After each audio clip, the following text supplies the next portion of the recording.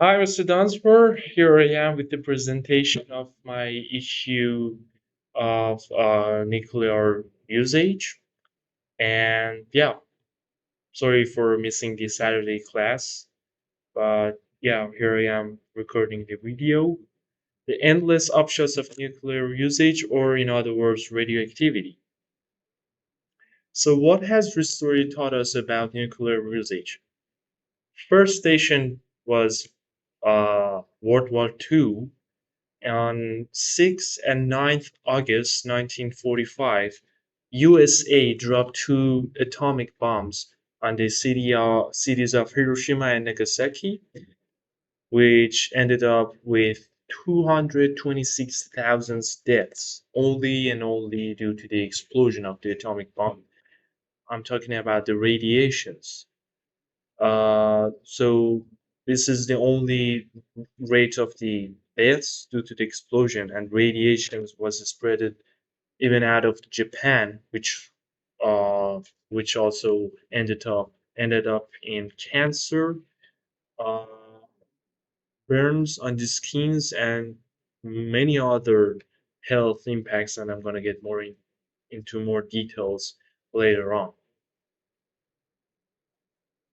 Second station is is related to the power plants, nuclear power plants such as Chernobyl's. Chernobyl disaster, April 26, 1986. Uh, Only the fourth reactor exploded, and it was due to technicians and a poorly designed experiment, or some say human error, that caused overheating for the fourth reactor of that factory that ended up exploding and spreading radiations into the whole city, and it surrounded the whole city of Chernobyl. After Afterwards, it surrounded the whole Europe because of many factors that I'm gonna get into more details as well. So I just want the audience to take a guess of how many people died to the explosion, and wh- and what about the radiations? How many people died due to the radiations? So uh, let's see. Only two people died from the explosion, which is quite surprising. I guess you would think it's about thousands, hundreds of thousands of people, but it's not. Uh, Explosion itself, it is brutal, it is fatal, but the main thing I'm talking about is the radiation coming out of the explosion, spreaded radiations out of the explosion. And 4,000 people directly were killed out of the radiations from the explosion of Chernobyl. People who got cancer, who got illnesses and sicknesses and then died are not mentioned in this statistics. So it would be even, I don't know, but it would be way by far higher. So here's a map of the Chernobyl's radiations.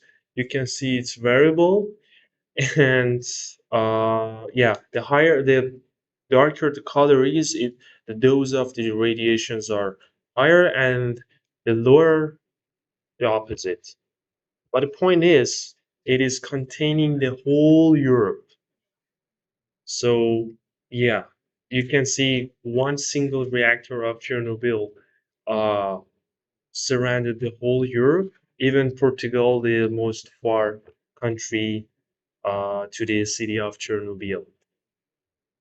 Here's another map of the city of Hiroshima. And again, the darker color is the more destruction and the more destroyed materials are there. And basically, the photo you can see here, just to give you an example of how destructive the atomic bombs are. This is way old. I mean, statistics and atomic bombs were way old, and they due to today's technology, they may be even worse and more destructive. Obviously, uh, the radius of 4.5 kilometers per square, about 50% of survivors die later due to exposure to radiation. So it doesn't matter if you survive or not. Radiation is gonna surround you and get into your body, which can high probably end up in cancer. Why these fatal disasters happen? For two simple reasons: nuclear power plants and nuclear wars. Well, nuclear power plants basically happen because of the human error and technical failures, such as Chernobyl, obviously, or Fukushima disaster, which happened in Japan. It is not related to World War II. It happened later, and there were a lot of uh, protest against the usage of nuclear power plants. And the second one is nuclear wars.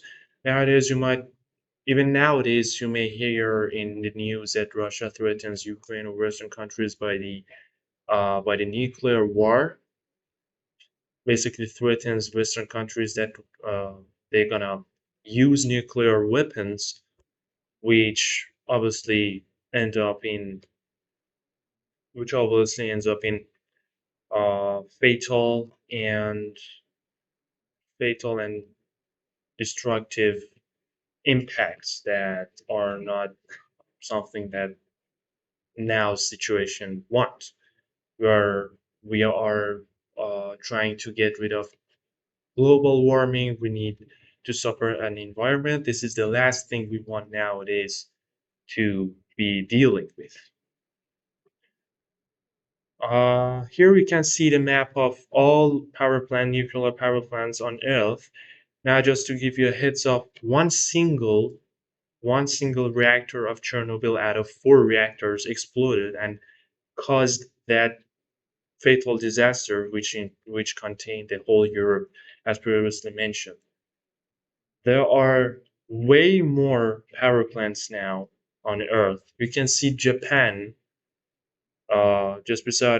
just just beside China, if has nuclear power plants even more than Russia or the whole continent of Africa. So uh, it's honestly quite a lot, and it's risky. Uh, so it's a threat against the world, not even environment, the whole world.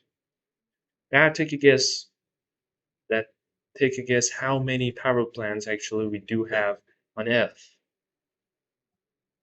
440.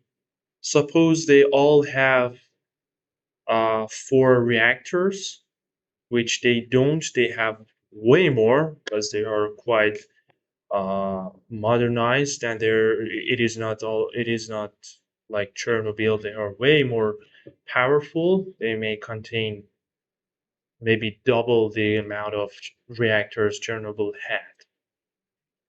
And by the way, all the all the continents have at least have one of them, such as Africa at the bottom. Here's the average annual effective dose from natural sources. So, regardless of the destructive radiations, we also have useful radiations that exist exist out of the natural world, which are required for ourselves to live. Without them, we cannot live. Um, and yeah, you can see at the bottom the city of the Vancouver is 1.25, and the and a place in India has the highest average rate of 12.5. It is all fine, and these are not even in there. These are not even comparable to those disasters. Um, yeah, to give you an instance, natural radiations are cosmic rays, radons, radioactive solid rocks, plants, anything, literally anywhere anything has radiations. But also we have a natural radiations such as X-rays, gamma, and which are used in clinics to take photo of our bones, but they are still not as harmful. They can be, but we are always protected and we are safe. So they are not a big threat and they are also positive. We can use them. They are beneficial for ourselves. Without them, we do not know how to take picture of our bones. So they are useful radiations. The average radiation of Chernobyl few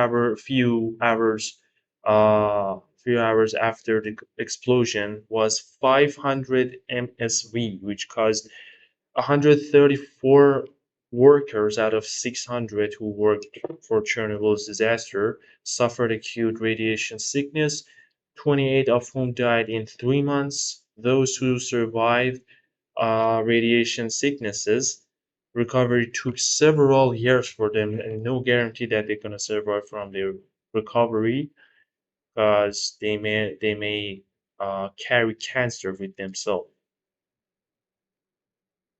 Some social health information for the audience.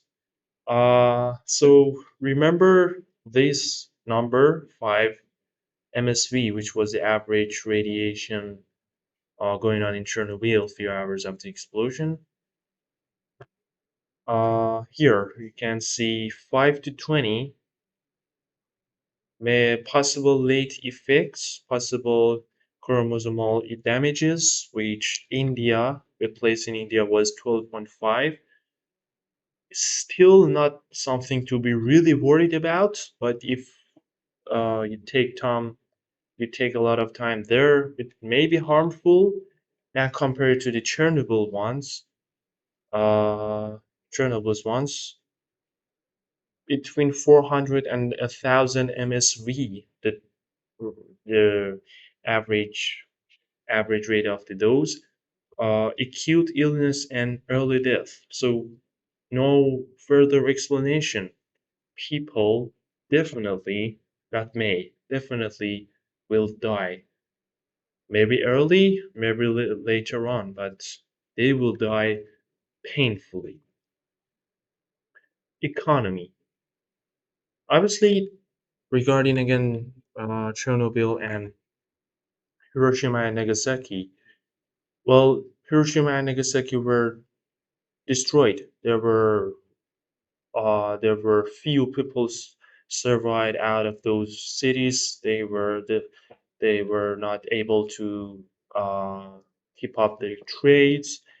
Uh, Anything was destroyed. They had a lot, tons of millions of reconstruction projects, as the city was like a flatland, as I sorry mentioned previously.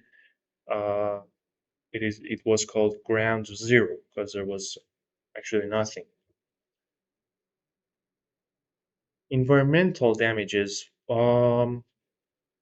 Radioactivity or radioactive waste coming out of the power plants, nuclear power plants, cause pollution.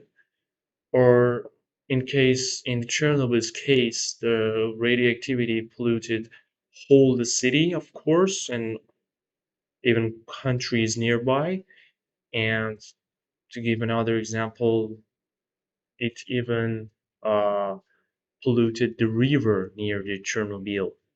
It causes DNA damage. Well, the radiation getting into the body can cause DNA damages, which, if regarding a human's baby, if a pregnant woman get radiated by, for example, suppose radioactivity, the baby that she's gonna born uh, is gonna have some serious problems, some serious DNA problems, and the baby is gonna be not a normal baby. Harms biodiversity, of course. Many animals also gonna suffer and they're gonna painfully die, so it may cause infection and yeah, so it leaves home for no one, as I've written in my bullet points. And yes, here was a video, and that's a wrap. Thank you so much, Mr. Dunsmore. Have a nice trip. Enjoy your golf.